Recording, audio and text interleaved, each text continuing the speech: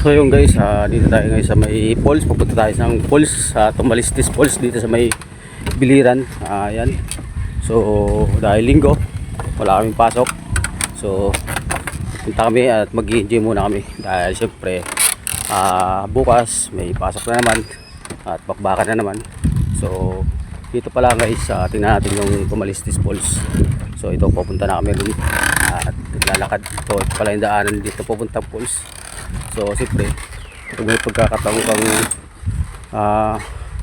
gumala, siyempre tulad dito linggo, so talagang i-enjoy mo yung life mo para sumaya ka naman. So hindi puro trabaho lang. So ayan guys, nakikita nyo dagat. Tingnan natin yung falls natin dito. Punta natin yung falls kung maganda ba.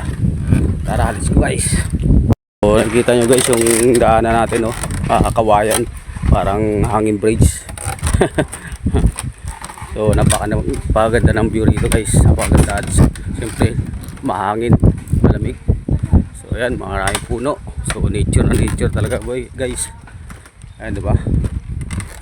Kita nyo naman, oh. So ayan, at tingnan nyo rin guys, makita nyo yung Tumalistis Falls kung maganda ba. So ayan, papakita natin yung mamaya. So let's go. Falls, napakaganda rito guys, napakalilim, oh. Ayan, oh. Ayan, mga galing ng falls yan guys. Yung ano na yan, mga tubig na yan. Ayan, talagang sagana rito sa tubig guys, oh. Ayan, napakaganda rito guys. Ayan, tapos tabing dagat, ayun, oh. Kakaiba yung falls na rito guys, ha.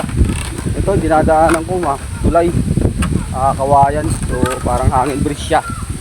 Ayan, dagat siya guys, oh. Ayan ang falls guys. Yan. So yan pala yung falls. Yan guys. So dito yan sa Biliran. Ayan o. Yan. So yun yung falls. So maliit pa lang. Yan, dito namin.